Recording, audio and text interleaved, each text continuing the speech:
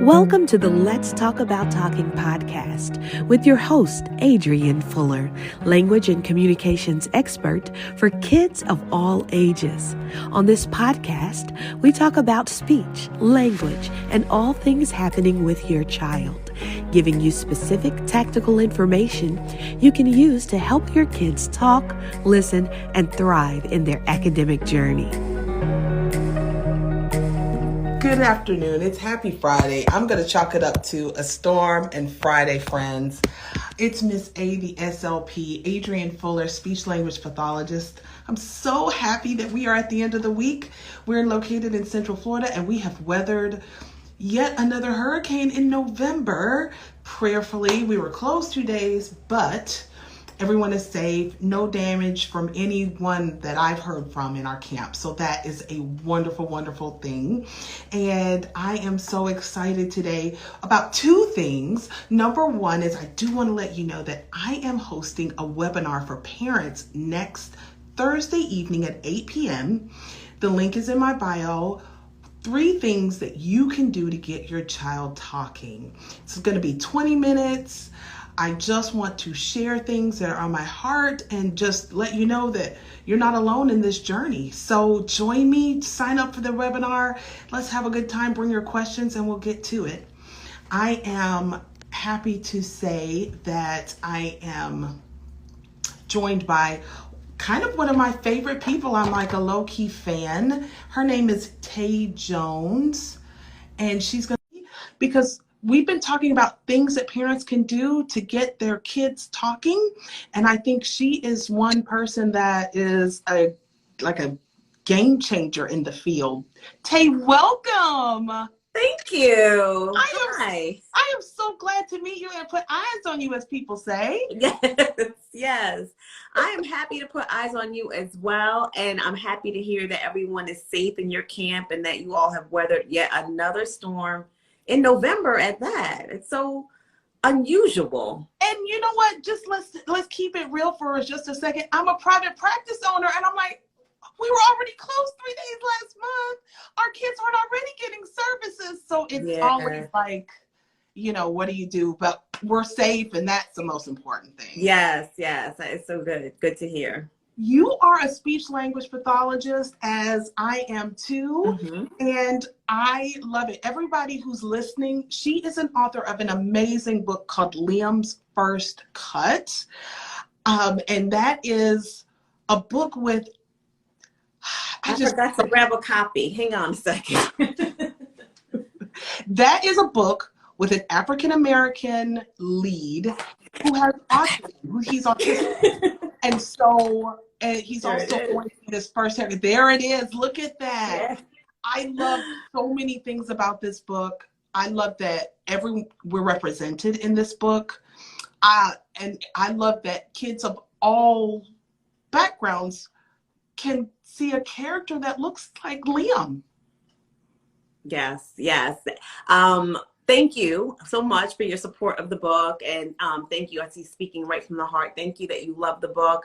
I wrote this book because I felt like there weren't stories that I saw. They probably existed, but that I saw that told about a little boy going to the barbershop for the first time, getting that haircut, and they were not sharing that story from the lens of a Black family, and how important barbershops are to our communities and how special that relationship is between a dad and his son, and that routine, that ritual that begins to happen when dads get up on those Saturday mornings to go get that haircut at the barbershop, and the little boys want to come along too. And as I was starting to think about this story and develop it, I talked to so many men who remember going with their dads, and then men who could not wait to be able to take their own sons. And it was such a special moment in a lot of lives. And I felt like this story hasn't been told, at least not told from this perspective. So I took a stab at it, and I'm really happy at what the book has done and what it's meant to so many families so far.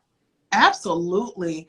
You know, when I see the book and the subject matter, I don't know if you remember or you even saw this post. There was a post with this young African-American boy in a barbershop, but he Mhm. was having a real meltdown because he didn't want to. Yes.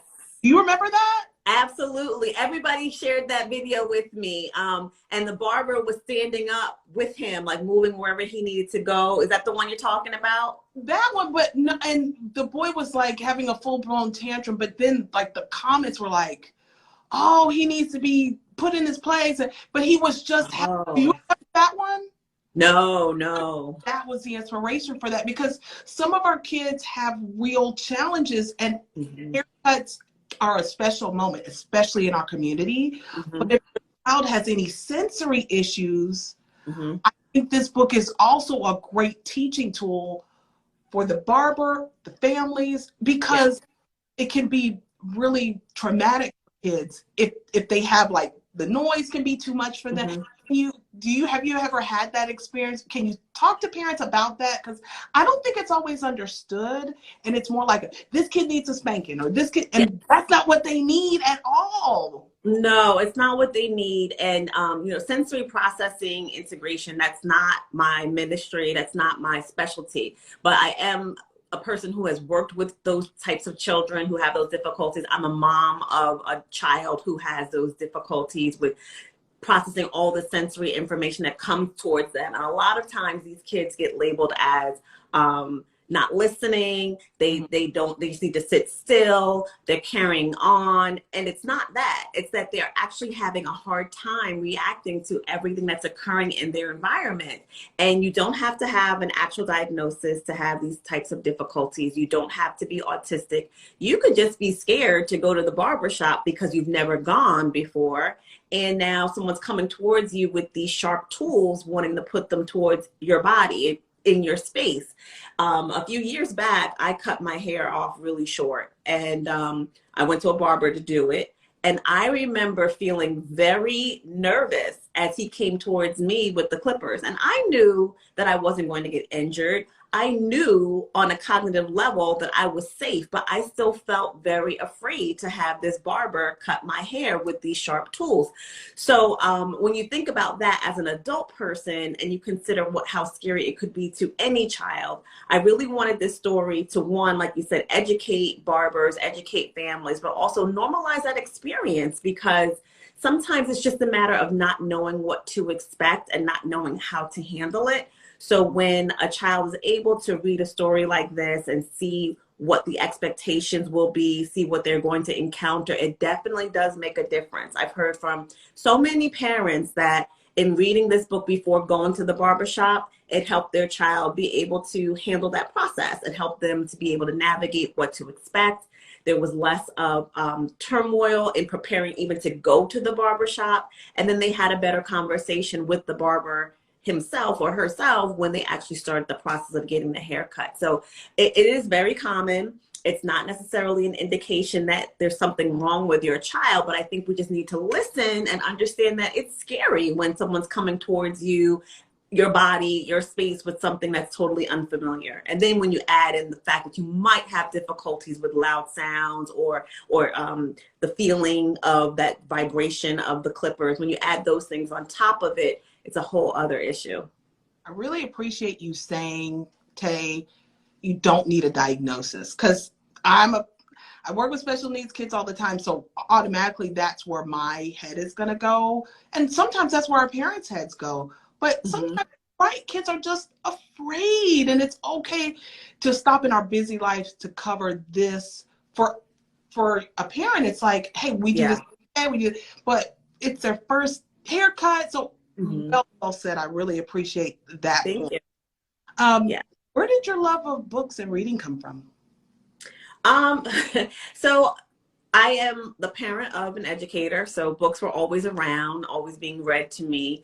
But I actually fell back in love with books, I would say, as a speech language pathologist working with children.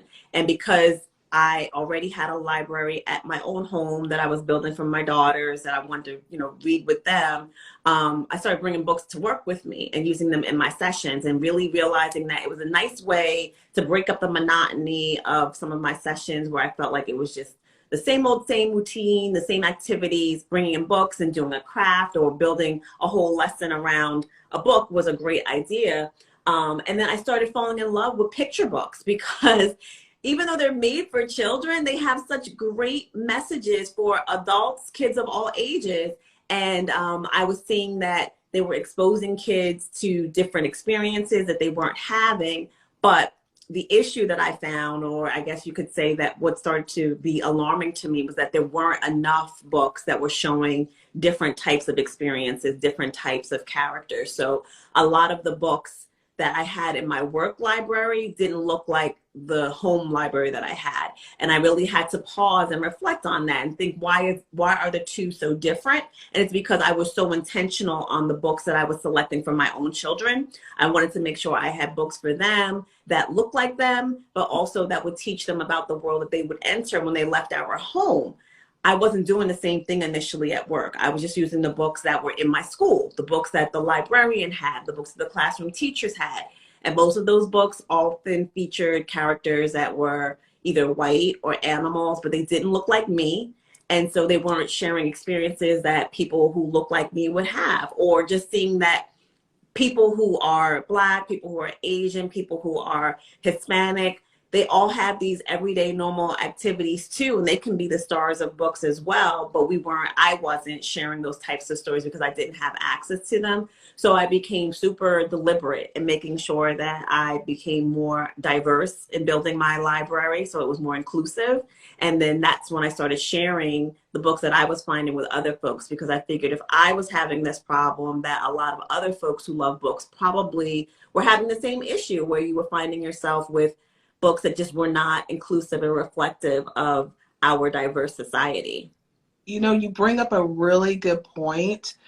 Our journeys are very similar. I love books. I've always loved books. And I was very, again, like you said, intentional about building my own library for books for my nieces that would look like them. But when I went to work or in my own clinic, or I wasn't always seeing those things. And so for all therapists who are on this live or who listen to this podcast, it is our responsibility to be a little bit more intentional that the therapy materials we work with and the books that we read reflect the clientele that are coming through our doors, guys. Like, yeah.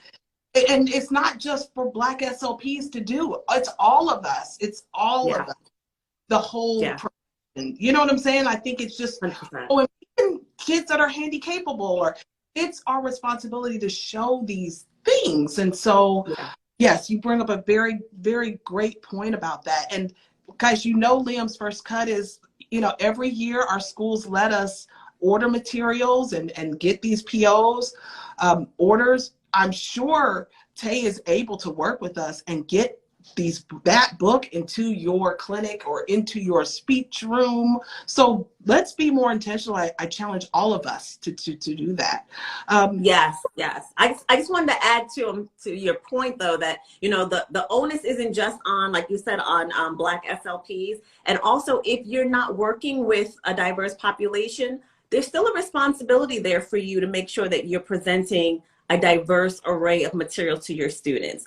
A lot of times when I'm speaking with groups, you know, they'll say, well, I don't have any Hispanic students at my school, or I don't serve a Black neighborhood or Black community. But you still should be showing your all white classes that the world consists of people who don't look like them. You should still be exposing them to different stories, different experiences, and different images of different characters, so that they recognize that there are people outside of themselves who have similar experiences. It helps to build a healthy knowledge and curiosity, and also empathy for people whose lives and experiences differ from them. And that also includes individuals with disabilities. Like we should have books and stories that show disabled characters to normalize what it looks like to be disabled, but also show like there's a lot of similarities in our lives, just because you may need different supports to get through different activities. Like Liam uses, you know, social stories, and Liam also has a visual schedule in the book. You see an image of that too. And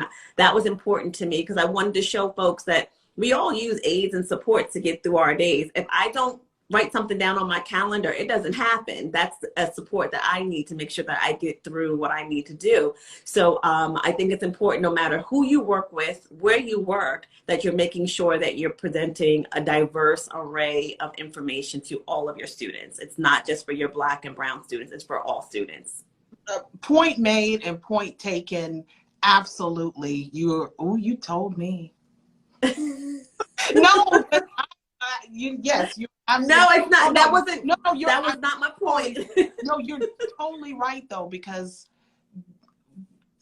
therapists see kids across the board, and so absolutely, it's on us to present kids of all backgrounds and cultural backgrounds. So I appreciate that.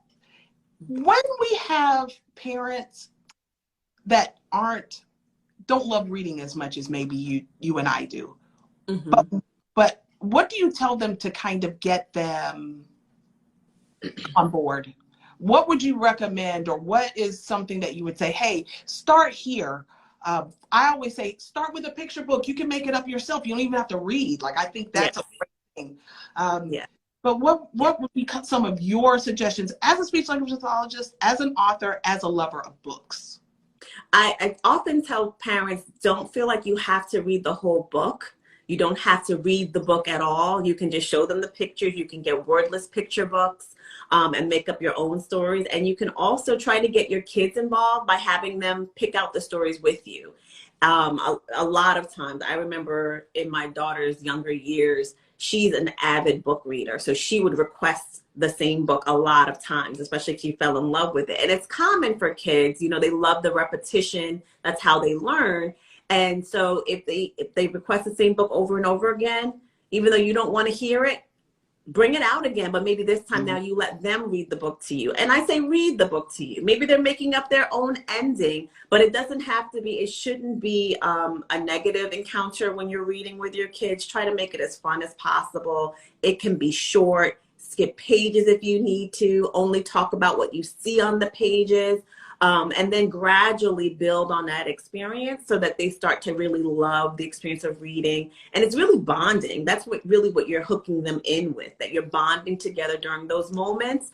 And it's a beautiful, wonderful opportunity for you to help to build their language and grow their language development. So don't skip over it, and don't minimize the value of reading books, even if it's not truly reading the book from cover to cover and you're just looking at the pictures. It's still an opportunity to work on literacy, to work on language, and to bond with your child.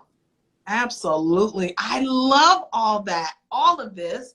Do you have a favorite go-to book for kids? Other than mine? Of course, I'm in love with Liam's First Cut. I can't answer that question the same way because I'm always finding a new picture book that I fall in love with. I would say I recently found a book. I went to an independent bookstore this week with my oldest daughter in New York City, and I found a book that I had never heard of, and it's over here. I think it's called The Talk. Yeah, it's called The Talk. And I was drawn in by the title, and the illustrations are really beautiful. And then when I read it, it's actually about a mom and a young son and having to have that talk with her son about how the world will view you differently because you're a young Black boy. So as of this week, this book is my favorite book. I love this book a lot. For therapy, for SLPs, I think my go-to books tend to be The Name Jar. I adore that book. It's a book that brought me to tears the first time I read it because, yeah, I'm a simp, but also because I remember that feeling of having a name that people didn't pronounce correctly and not wanting to tell adults how to say my name the right way, and almost shrinking because you hear over and over again people mispronouncing your name and not feeling like that's part of me and I need you to respect that from me. So I related a lot to the little girl in The Name Jar, and it's just a beautiful story that I use with kids all the way up to middle school. That's definitely one of my go-tos for my therapy sessions, The Name Jar, and I would say probably Saturday. Saturday is another book that I really love by Oge Moira, because it reminds me of my childhood. It's a book about a little girl and her mom that spend their Saturdays together because mom has to work during the week. She doesn't have a lot of time. The little girl's in school, but Saturday is their day where they get to do different activities. But on this particular Saturday, everything goes wrong. So it's more so about recognizing that sometimes that I'm having a growth mindset. Sometimes things won't go as planned, but to be present in the moment and appreciate what you have and who you have. So I adore that book as well. I just might need to reread that one again today. Oh my gosh, this has been so incredible. You really are a champion of our stories. I really wholeheartedly appreciate you and what you're doing. I really do. Where can people find you and get in contact with you? Can you give them your information?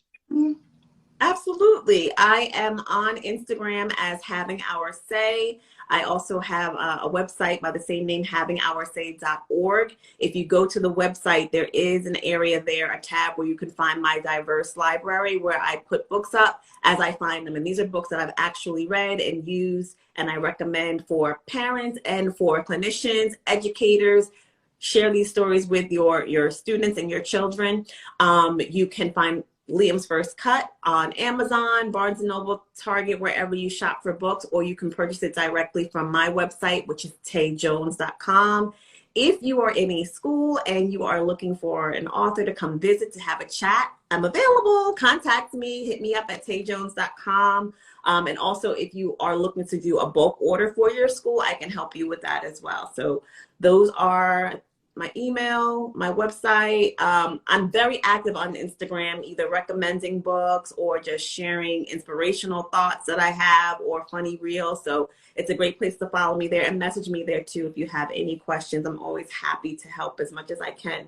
So I really appreciate you for this invitation and the opportunity to chat with your audience and share a little bit more about my work. And thank you for following and supporting it.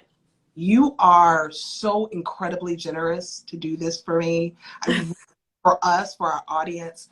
Thank you so much, guys. Go out and get Liam's First Cut. It's really an amazing book. Thank you so much for your time, Taye. You guys have an amazing day. Thank you. Bye. Bye. You've been listening to the Let's Talk About Talking podcast with your host, Adrienne Fuller, language and communications expert for kids of all ages. You can grab Adrienne's book, 30 Days to Get Your Toddler Talking, on Amazon or at speechbuilders.org.